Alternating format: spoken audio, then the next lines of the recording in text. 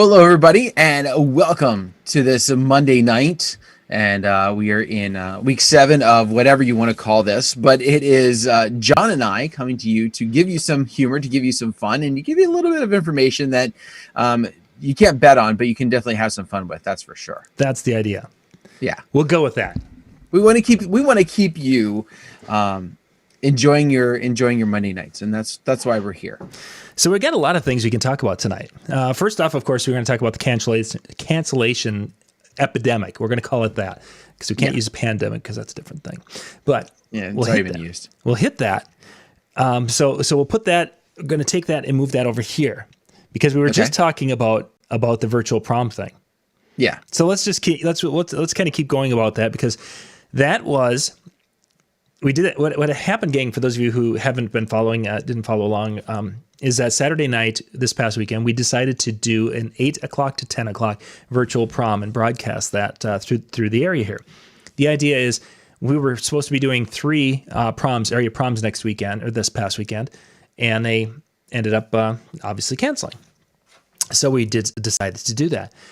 The number of people, Dan, that were contacting on Friday, how are you doing this? We want to do this too. This sounds like a great idea. We should copy what you're doing. And then Sunday, what did you do? How did it go? How did you do this? And how did you do that? Oh my goodness gracious. That was crazy. Crazy. And people, and for those of you who contact me, I'm not complaining or anything. It's just, I didn't expect that so many other people would have interest in that. So that was a surprise to me.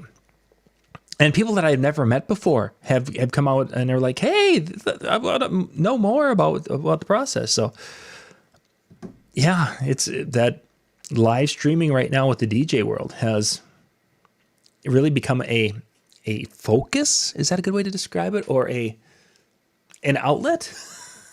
Yeah. Yeah, it's definitely one of those things, and because I think a lot of us. Not everybody, but a lot of us got into this because we enjoy it. You know, the business is one thing, and obviously we do it and we make money and we want to be able to make money, but we didn't get into it solely from the standpoint of, I do this because I'm going to make some money. I do it because I like music, and then I got hooked and we stay in it. And so now this streaming aspect of it becomes what is our outlet. You know, we can't be playing for other people at a venue somewhere. So we take advantage of the fact, well, there's streaming, there's technology. Let's use that. Let's do at least our talent and make us feel a little bit good to have some people tune in for a bit. I think that getting a crowd reaction, or trying to get a crowd reaction, and having, seeing the positive response we have on people. And I think that's why so many have gone to the Zoom and trying to make that Zoom work, is not only because it doesn't get shut down, it's because generally people turn their camera on so you get a response out of them. Yeah. I was watching DJ Jess, and she was doing kind of a little dance, like whether it was a prom or just kind of a school thing. And it was kind of cool because she was doing her thing. She was adding some trivia questions to it and getting the people engaged. And, she had people dancing on there, and it could go in as the person in charge of the Zoom meeting. You could go and spotlight their video and pop it up to full screen as they're doing silly things. I mean, there were some neat aspects of it. So it's a different world that we. It is, but I think as more and more of this becomes prevalent, as more and more of us are picking this up and running with it, and not just running with it, but running with it in a quality version, right? However you want to take that, but not just the performance side of it, but also the equipment side, et cetera, the whole 9 yards we're putting together and making it look good. I see this turning into a business model for a lot of us.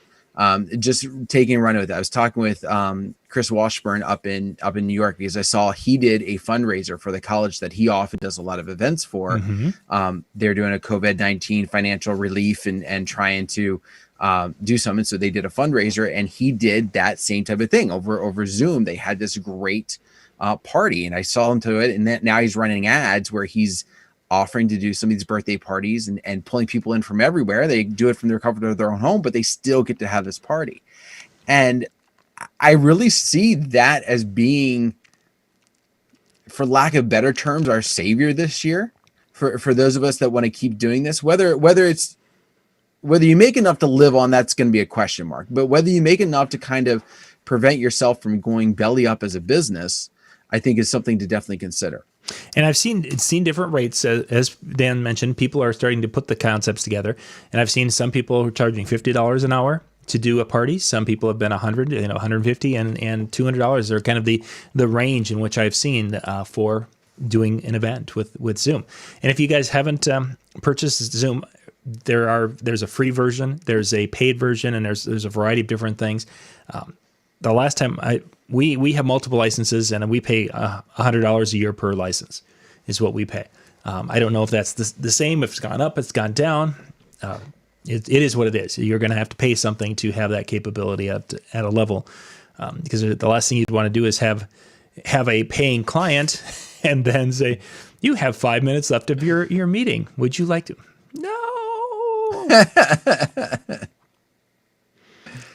Yeah. So I think it does, as you say, it's something we love to do, and it kind of gives us that outlet.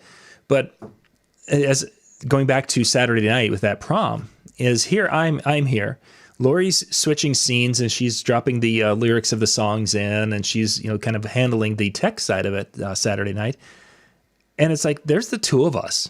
And we didn't have the volume very high because we had a studio mic that I was using, and I wanted to make sure we weren't getting echoing going. And it's not even close to the same from that perspective. As I was telling Lori, I would have been much more comfortable turning my microphone on and talking over the music, as far as to tell the stories like we do when we do our music shows. That would have been more comfortable for me. Otherwise, it's like, okay, the music's fairly quiet. I can't see anybody besides my wife sitting here, and we're both working. In essence, I'm doing the DJ thing, and she's over there changing scenes and such. So it's not like you have that energy to build off from. Mm-hmm. And I think that's where the Zoom comes into play. I mean, because like you said, you can see them, you can interact, and I think also it can be done with the others. You're not going to see it, but for example, Shani, when she's done a lot of her shows, I mean, if you've ever watched, the chat is just, it's filling up like crazy. People are talking and having a good time, and you could feed off that energy to a degree as well. But face it, like you said, unless you're seeing them, it does make a complete different feel and a complete different attitude towards it. Yeah, it certainly does. So for those of you who are out there thinking about adding some sort of a digital party experience to your shows, a lot of people are out there spinning and just spinning on Facebook, what have you. Okay, I guess is let them folks can do what they want to do, but my idea is that if I have a tool, I want to figure out a way to make money with it and not just be doing something. And I think having, yes, you need to practice, and yes, you need to know how to get the best sound possible from your system, whether that's using a wire that you got from an LFX Pro, or if you're using a full mixer and interface like we use. Saturday night, we used like 6 different interfaces back and forth. It was crazy. But we were doing quite a bit of stuff. You got to do it though at a level that is better than what a casual person can do. So that way you can bring value not only in your music selection ability, but also that you're delivering a high quality product. So, and I think it's also, I was talking with a venue owner today as we're talking about this, that I really think this is going to be something for some of those couples that are still wanting to have a wedding this year. Especially in the early stages, things are opening as things start to open back up, but you're still within that. Well, you're not going to have over 25 people. At least that's what PA is saying. Mm-hmm. Maybe you're up to 50. So you get 50, but then you think about what you could bring to that couple. Listen, we're going to have the venue. We're going to be there. We're going to, not only are we going to cater to your guests, but we're also going to put this up on Zoom with a camera on the dance floor, be able to see Bobby and Susie as they're doing their first dance, be able to, and all those people that you couldn't invite because of what's going on, grandma and grandpa, because they're worried that they can't be around anybody for fear of being sick, or, we could only keep it up to 50. Like, so we had to really cut it back. So you now broadcast. So you bring this to the table. I really think that the companies that are able to step that up and do that are the ones that are still going to be able to do their events this year unless it comes back and we say nothing at all. But So, Dan, you're hitting on next week's topic. By the way, I want to talk about micro weddings and how we were going to put those together. All right, so we'll save that for next week. So you're going in one of those that's one of the areas in which I had a kind of an interesting thought with that. For those of you who follow the channel, tomorrow night we'll be back with Tuesday night's shows. Tomorrow night, Tuesday night with Ben Stowe, we're going to go through the sound system for micro weddings and outdoor weddings. We're going to dig into that with Ben. So he's going to talk the gear side of it a little bit. And then next week, Dan and I are going to go through and kind of put together some ideas, which Dan was kind of alluding to with the utilizing Zoom with the reception, because we're going to have states that are going to let 50 and under, some that are going to lock it in at 25 and under, some that are talking about holding it at 10 people and under for the next 6 months. They're going to be all over the board. So we have to figure out as entertainers of how to do that. And the micro wedding, I've seen 3 people who created ads today that I saw floating on Facebook for micro weddings, and then a couple of them who are doing the digital Zoom experience weddings. I saw two ads with that, because I think and there was another one. I saw 6 ads total today across Facebook that people had. Hey, look at my graphic, in one of the Facebook groups or another.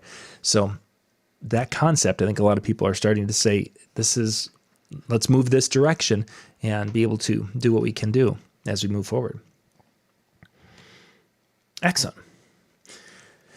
Okay, so let's hit the cancellation thing. Let's talk about that just a tad bit. There's a couple of things we'll get into as we go through that we're going to get into case law. It's exciting stuff. So Dan, you had this wedding booked for May. The bride was excited in December. You met with her, and she's like, "Oh my gosh, I'm going to have this, and I'm going to be the princess." And this guy with me, he's here to carry the train of my dress. And she was excited. Then you met with her in February, Valentine's Day, and she's like, "Oh my gosh, it's coming up so soon. I'm so excited." And now she calls you in April and says, "Hey Dan, not going to do it." What do you do? It's become a difficult thing. First off, I started asking questions, because I don't want it to just turn into, okay, bye. Mm-hmm. Because I've created this relationship with them, whether it was a little bit or whether it was a lot, depending upon how long we've been talking. And I create that opportunity to kind of get better idea. Okay, you're canceling. Is the wedding off? Meaning you're not getting married at all? And if that's the case, then it's a different story. But oftentimes what I've been finding out is, oh, we're still going to get married. Like, we're just going to go to the JP. We're going to get married. And then, a year from now, we might do something. All right, well, let's start talking about that might do something and start leaning towards that. Okay, well, listen, we've already set all this groundwork down. We've already talked about this vision that you have and how you're going to be the princess, and he's going to carry your train, and you're going to have white doves who are going to carry your veil down the aisle. Where are we going to go with that? So you're going to have that moment. You've envisioned that moment. So maybe we do it in a non-traditional sense. And I try and kind of weave their way to thinking less about just saying, I'm throwing my hands up and I'm not doing anything, and more to, I'm just not going to do what I thought I was going to do. Mm-hmm. And dealing with that. If I cannot get that direction, they're just like, listen, and this is happening this hasn't happened to me, but it's happened to some friends of mine, where they're just like, it's too much hassle. It's too much hassle. We were looking forward to it. We had everything set. We put a lot of work into this, and now we've been postponed, and we just don't have it in us to put all this work into it again for a new date. Yes. Even though we're going to repeat a lot of the stuff, even though a lot of the stuff is already, it doesn't matter. It's too much work. We're out. And I think, you started by what you said, case law. You got nothing. You got no leg to stand on, unfortunately, because their cancellation is being led by what was going on.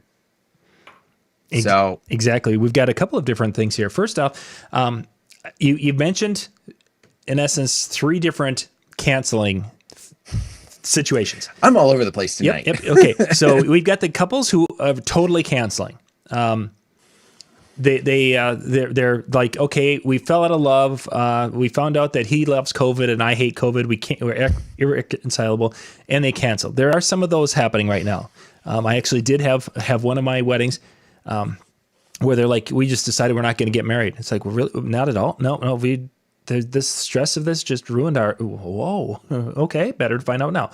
So there's the total cancel, but then there's the some that are canceling the party, but still getting married in a JP. And I think we're seeing some people are thinking there's about 20 to 25% of the weddings are doing this right now, that they're still getting married, that the marriage license are still being picked up.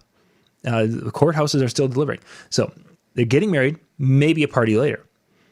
I think that there's a variation of that. They're getting married, and some of them are there's an opportunity to do something small, and then I think you've got the last were the ones who we're going to postpone until 2021.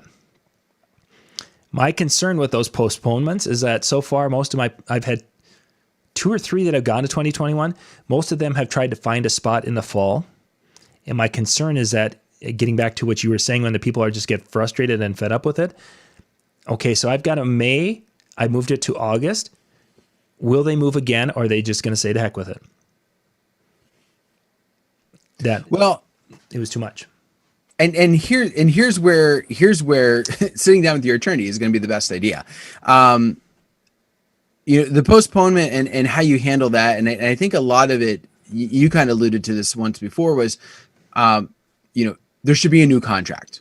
You do a new date, there needs to be a new contract, something or an addendum to your contract, something that is not just, hey, we're switching the date, have at it. Because in the event that does happen, okay, we're going to postpone. We had to cancel it because of what happened.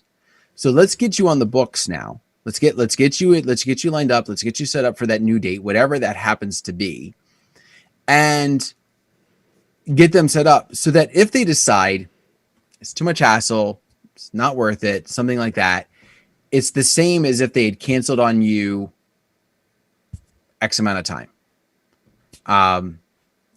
Because it's that kind of that same idea. We locked in a date. Granted, you couldn't have your original date. We locked in a new date. Now we're into a problem because you decided we're not gonna get married.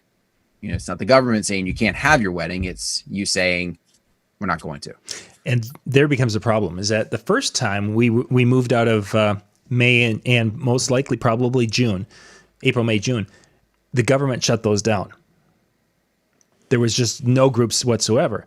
Now we get into July, August, and what have you. If the government opens it up and the local municipalities open it up to groups of 50 or less, technically they could have their reception. Mm-hmm. And this is where the contract is going to come. For those of you watching tonight, this is where you're going to have issues, is because the first one was a canceled contract. It would be in Old English law called it was a frustrated contract, meaning that it was a contract that the parties were unable to fulfill because of the interference in this case, or something beyond their control, i.e. government shutdown. So the contract at that point becomes null and void. Now, the retainer part of it becomes an argument. It could be returned and such without no one's going to legally. There's no legal thing that says, oh, you can't return it. It could be returned. The argument could be made that you had time and things into this process already, expenses, not marketing expenses, physical labor type time involved with it. You can make the argument that I am owed that retainer because I had out-of-pocket expenses involved with this show. And you have to be able to document and prove those to be able to have your case strong enough to go in front of a judge. There's actually been some of these already starting to work their way through some of the small claims courts, that people are doing this. And some of the judges are saying, yep, okay, this company, they had to go order all the flowers a month in advance. The flowers were delivered and you couldn't have the wedding. And I understand, but that's the retainers for that. I'm sorry, you can't get your retainer back for your flowers. That's going to happen. We're going to have that. Now let's jump to that later in the year. The municipality says can't have a party of over 50 people. Bride and groom are like, we want 300 or we don't want to have a party. The bride and groom now cancel. Here's where that the retainer becomes, not only because of your labor and time, it becomes the insurance for reserving that date for them. Because that date is still a saleable date. Now, where we as DJs are going to have to look at this is we're going to have an understanding of a flexibility within our contract so that we can play for that event for a 200-person wedding, but we also have a plan and a strategy to work with the couple to design something for the 40-person wedding. And you're going to have to work and think this through. So getting back to what Dan started this off when you can't have this wedding, but let's see if we can put together this wedding. I think we're coming right back into circling around to the beginning of the show. So start over again. So everybody, welcome to your Monday night show. But no, I do think it brings up a good point, and I feel unfortunately we're stuck between a rock and a hard place, and there's ones that are like, listen, it's 200 or I'm not having it. I don't care what you can offer me. I don't care what you have. If I can't have my wedding, I'm not gonna. The government's telling me I can't have my wedding. That's what the brides are going to hear. Mm-hmm. When they're locked down to the 50 people and we were going to have 125. I had a hard enough time getting it down to 125. I had 175 according to my parents, but I was able to talk them out. You want me to get down to 50? No, it's not happening. Yeah. The government's telling me I can't have it. No, they're not. They're telling you can't have it the size that you want. But I feel like we're going to come out as the bad guy, because if we hold to that, if we say, well, listen, the government's not saying you can't. Yes, technically. And this retainer went to holding that date. They're going to be like, no, the government's telling me I can't have it. You don't have no right to keep my money. It's going to be, I feel, unfortunately, it can potentially, I should say, have a chance to be a PR nightmare. Oh, certainly it's going to be a PR nightmare, and you're going to probably get beat up on reviews and whatever, with the wedding wire reviews and such. That's going to be there. And unfortunately, that's probably going to be one of those years. Well, that's why DJs are saying, hey, if we had to move your date, go give us a review on how easy we are to work with. People are trying to get a positive review in any way, shape, or form, because reviews are going to be hard to find this year. You're going to get most likely beat up if you do anything beyond hand them the retainer back. And that becomes a question of how much is that positive feedback or lack of negative feedback worth to the company? Is it worth keeping that $300 retainer, knowing that they will say, hey, we had to cancel our DJ because of the government, which of course they're telling the story, so they can tell the story with any spin they want. The government made us cancel it, and then our DJ wouldn't give us our money back because it was because they're cheap and they're keeping our money. Yeah, and there's no way to put a rebuttal up that's going to make you look good. You're going to look like a jerk in any way, shape, or form. I think this is where, though, and it's difficult to do this, and obviously the more weddings you do and the more people you deal with, and in some aspects the more difficult this is. But I feel like this is where those connections that you've been making with your couples, I don't know, it was 2 weeks ago, 3 weeks ago, when we talked about reaching out to all of our couples through May and through June, just to touch base. Not because we were thinking about canceling or they were going to have to move their date for sure at that point, but just hey, how you doing? Showing that you care, showing that you're not just about the dollar sign, I think becomes a little bit more understanding. So, for example, my couples that I've talked to about moving dates, I've had to move the date. It's going to be fine, because for the most part, I wasn't going to get it. Most of them were going for fall dates anyway. If I had a hall, it probably wasn't going to be filled at this point. So if I could fill it with one of my couples from the fall or from the spring, great, no big deal, no hands or no problem. But my ones that are moving to dates that I didn't have available, and especially the one that there was one I love, absolutely. Hey, we're thinking about this date. Great, have it open. Let's work on it. No problem. Day later, calls me back. Yep, we're booking it for the next day. Wait a minute, we never discussed that. I don't have that. Sorry, guess you're out then. And so it, for those situations, it becomes difficult. But what I told them is, listen, I will refund the monies that you paid up to this point.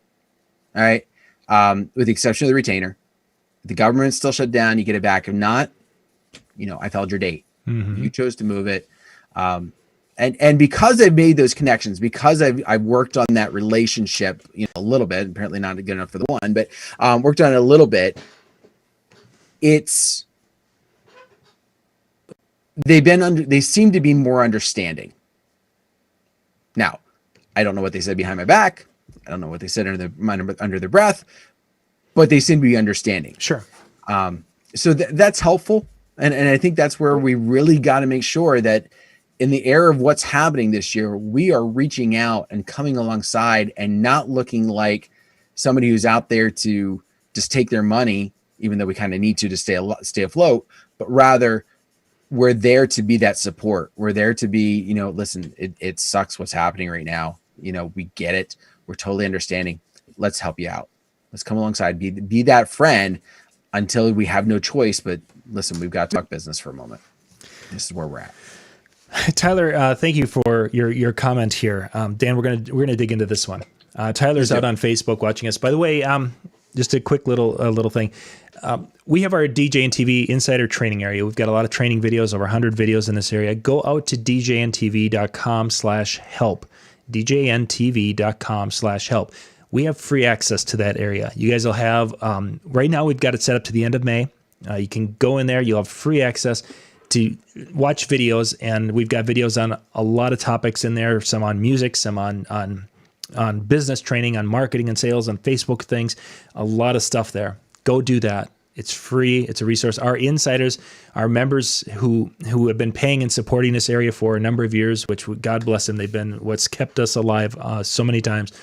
They're the ones who have said, hey, let's give this back to others to help them grow. So go there, join that for free right now to get that checked out. Okay, Tyler, open to DJ business January 1st of 2020. Okay, first off, January 1st of 2020, Tyler, when you opened up, you probably thought this is going to be the greatest year ever because we all were thinking that.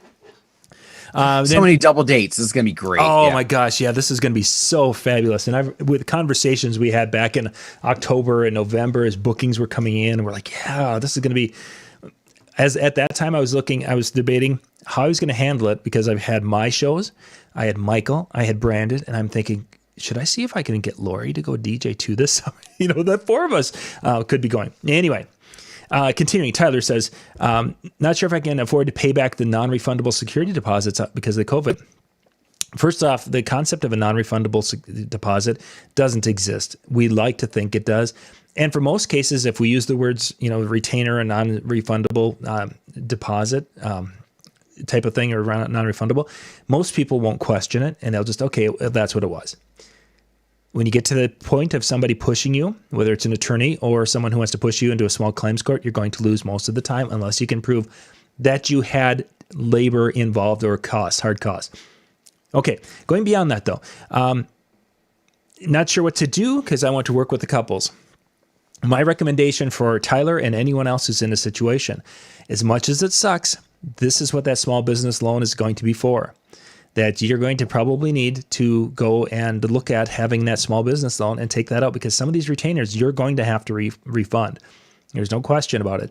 If they paid in full, you're going to need to refund for surely the everything beyond the retainer and possibly even part or all of the retainer. This is what those loans are for. It sucks. I know, and it's going to hurt. In some cases, it's just pushing the bankruptcy down the road. I get that, and that absolutely sucks, but that's what you need to do. You've got to do, in this case, of what's going to be right for the end user, your customers. And it's going to be painful. Thankfully, there's loans available with little or no interest on it. You can get into some of these things to be able to, that's a disaster loan. You need to get some sort of a disaster loan set up for your business. I think one of the things that also has, and I don't know if it's necessarily in Tyler's case, but I saw somebody else, this could not have hit really at a worse time for our event industry, with the exception of our friends in the South who do weddings all throughout the winter. We're coming off that winter season where we were basically living off of retainers, off of the deposits, because the season had run out. And, and depending upon how you have your business plan set up, which is another discussion for another time. But some people are alluding to the fact on Facebook that, we finished, winter. We were kind of living off that. We're getting ready to get into the gear, or to the event money coming in, and then nothing. Yeah. And so you don't even have the retainer fee money to potentially live off of. You're in that spot where you're expecting this, and there's nothing. One piece of advice I will give, obviously, is never count the money until the event's happened. Yeah. I mean, that's the hindsight. And it's easy to say that if you're not in that position. And I know some guys who are just like, I realize that, but there was no other money. Yeah. And I've talked to actually a couple of people who are like, yeah, I've been cutting a retainer. I've been cutting the checks back to the people I have it put into account. It's like, wow, you're one of the few. Yeah. Most of us don't. And, I'm speaking for myself. We keep a slush fund off to the side, but if all of the weddings would have said, oh, we need a complete refund, or, of the retainers, it would have eaten up my slush fund and then a little bit. So, none of us are doing this completely. There's very few of us who are doing it completely perfect, with the whole. So don't feel bad, Tyler. It sucks, and I understand that. But I think, and Eric mentions it too. This is something we're probably gonna have to give that money back, and if it means we have to take out a loan, it might be one of those things we have to really, really figure out. Is the business going to be able to come back, or is it something where you may have to put your dreams of being a DJ on hold, especially in Tyler's situation, pay them back and take a job to get that paid off, and then start again in 2022. It's so tough to tell right now, of what's going to work and what's going to be there for us as we go forward. I would say, though, if you're in the position where, say a Tyler situation where you were using that money to pay for some of the marketing, and legit some of that money is not there, and you've applied for the loan and you're waiting for that check to actually arrive, don't wait until your clients come knocking on that door saying, listen, you told me 3 weeks ago it was going to be here. I would say be honest with them. We were setting this up. This is the path that I was going. I used some of it for marketing. I will be paying you off. I am waiting for that loan to come in. To push them off and, oh, it's coming is only going to hurt you in the long run. Being forthright and being upfront with your clients is got to be what you have to do. Yeah. And as Eric mentions here, if that's the way, it's, the refund is the way to go, because that's the right thing to do. And I would agree. I agree with you, Eric. It's the right thing to do. And if that means that a person's eating ramen noodles, that's what we're doing. If that means that $1,200 check, stimulus check that was put into your account, if that has to go to cover retainers, that's what a person does. That's just the way it is out there. And yes, in a court of law, you could prove some expense, prove some time, and keep some or all of the retainer. In the long run, with the bad reviews that's going to come from it, the hard feelings that are going to come from it, and in some people's cases, you're not going to sleep well at night, knowing that you just aren't going to feel good about what happened. These are all things. That stress of having someone mad at you. There's times where, if I have someone who's angry with me, that eats me up more than if I'd have to take out a loan for the $300 retainer and know that I owe the bank $300 now. I'd rather owe the bank $300 and have a person who's not ticked off at me than wondering if I'm going to, some evening get a knock at the door, and I open the door and there's a flaming bag on my steps and I have to jump on it and put the fire out. Well, and it's also comes down to how you handle things, and the class that you handle things is going to serve you in the long run. It doesn't necessarily pertain to this, but I've had events, or I actually had a couple potential clients that I was talking with, and we just could not find a happy medium. Mm-hmm. It just didn't work that way. And so, I wish them well. I said, if there's anything I can do for you in the future, please let me know. They said, you know what? You were a pleasure to work with. Yeah. We didn't get a chance to use you. We've heard great things about you. And, we got to experience this side of it. We're recommending you as people ask us for a DJ, you're one of the people we're going to recommend. And you're like, okay, that's talk. I've actually had it happen. Nice. Very nice. And it was kind of one of those things where it was kind of weird because they're like, so-and-so told us about you. And I'm like, and we had them going, whose wedding was that? Like, Yep. like I don't remember that name. And then they're like, then as one thing led to another, I do some digging and I do like a search of my emails and I'd be like, oh, okay. Yeah. That's great. And granted, you have to have done something to set it apart. But again, the class that you do with that is really going to help you so much further in the long run than it will fighting something, in the middle. Mm-hmm. Taylor mentions, of course, that being from Canada, there's some stimulus things that are different up there, how they're handling it and such. I would even go, Tyler, especially with you just starting out and getting your name out there. If it isn't a ton of money, you might get more kudos and more praise or more when you get to that point where you have to refund these because they can't rebook. It might be worth it if you have to, is to go and borrow the money from the bank and just take out, because you're probably not talking $10,000. You might be talking $1,000 to cover whatever it is. It might be better for you to do that so you can cut them a check and a nice little handwritten note that says, I am so sorry that this happened. It would have been a beautiful day. I was so excited to work with you. If I can ever be of service, here's my business card, and send that little note off with the check and the refund. That is going to probably return. Send them 3 cards, one that they might keep and 2 business cards that they might hand out. Send them the 3 business cards. That will in turn hopefully cause them to say, you know what, this guy was it was nice, and we couldn't use him, but you know what, we're going to give this card to this person or this person. That might be worth the cost of that for that marketing bump that they might give you. And I would also say, we're talking about the outright cancels, and I mean, I haven't talked to anybody that is in a situation where everybody's canceling outright. You have a couple, all right? You have a couple, that's for sure. But you also have the other ones that are postponing or pushing back or just, kind of waiting. So I wouldn't be, and Tyler, if you're not in that situation and they are all canceling, I get completely your concern. But I would also focus, more on, all right, yes, I've had this happen, but how many are sticking around, or how many are going this direction? And then look for those other ways to be able to service the ones that are sticking around and being able to help them so that they rave about you even more. Mm-hmm. Yeah, and that's ultimately what the goal is. You want them to be talking positively about you, rave about you, whatever, because that is a definitely a big thing. John, I like this, what David put a few moments ago. I've heard it from multiple people. Businesses will be defined and remembered as to how they handled this COVID crisis. I think so. And I think there's 2 things, not only businesses. I think you're going to find people, politicians especially, that are going to be remembered on this, of how they have come forward and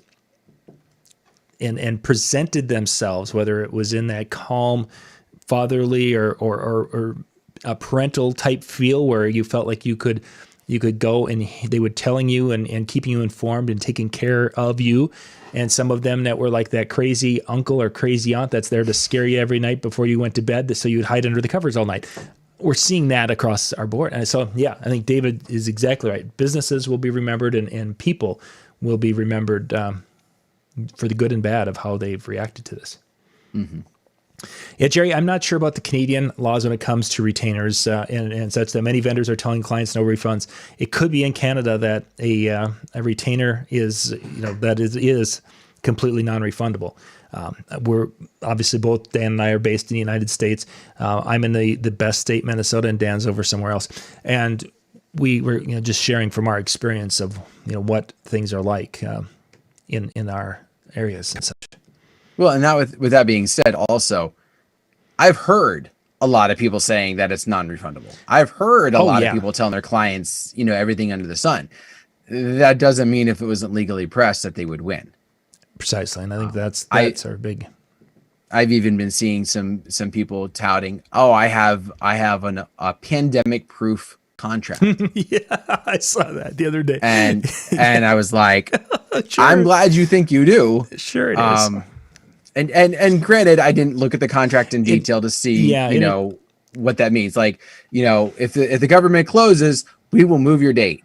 Like, is that what's covered? Or if the government closes, you still owe us $8,000. Like, yeah, I don't know.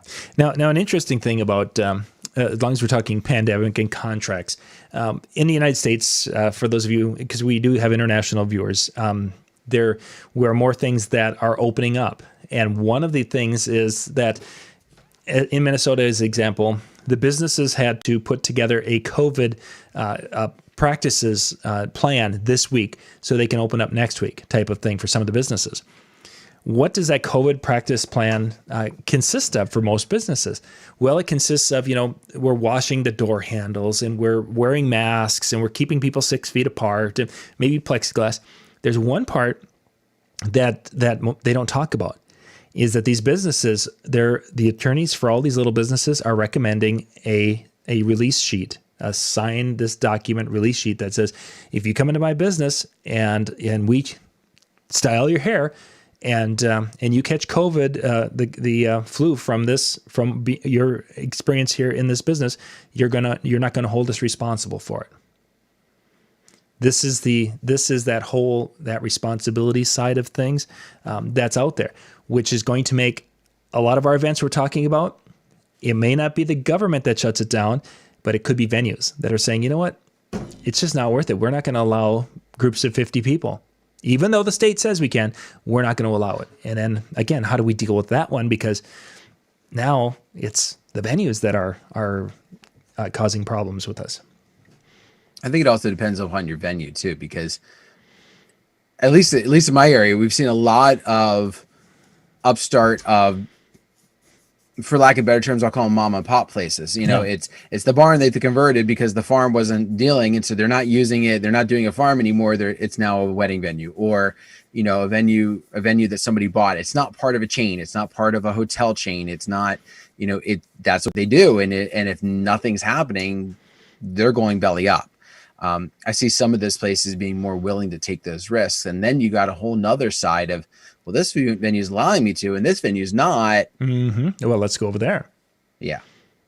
Yeah. There's going to be a lot of hurdles that'll have to be dealt with, and that's certainly not our jurisdiction. So thankfully so. But it's we've got our situations, and right now, when people are calling, obviously, as Dan mentioned at the beginning there, we want to try to help them to move the date, to find a new location so they can have that celebration that they were so having their heart set on. And if they can't do that, if we can help them in any way, shape, or form to create a memory, whether that's a virtual event or whatever, and we'll talk about making that next week in our micro wedding show. And if not, offer to give them a t-shirt. I don't know. Hey, I have enough old radio t-shirts. I might be able to. It's like, I got a Sharpie and a white t-shirt. Can I make you a bride and groom t-shirt and call it good? I kid. I just. Let's see. Is there any chats? Not so much on YouTube. We've kind of hit on a few of those things. See, John mentions we don't have the money to give back somebody on the refund. And I this is the one I struggle with, John. I understand, and I'm going to maybe go a little bit different direction. That, okay, so I don't have the money today, and I contact the couple and say, hey, I don't have the money today, but hopefully I'll have it in a month, 2 months, 10 months, or whatever it is. Or once things get open up, that's probably the one I'm the most irked with. DJs have been telling clients and saying, once I start working again, then I'll get you your money. I don't think that's appropriate, because we don't know when we're going to be working, and if we are saying to them, yes, I owe you money, I think it's within what we need to do as not only business people, but as good, conscionable people, that if that means I got to take out a loan to pay them back, I do it, because it's got to be done, and it should be done on a timely fashion. I can't be making a $50 a month payment to them for the next 10 years to repay them. I don't think that's right. Now that might be how the agreement some people make, and it works. And if it works and everyone's happy with it, so be it. But from my personal feelings, I just don't think that's the best way to go. Well, and I see two potential problems with it. One is, I could see the couples going, you know what, we're not working either, and we kind of need that money to for us to survive. That's one of the reasons why the wedding's getting canceled, is because now that we haven't been working for 2 months, we need to pay our bills.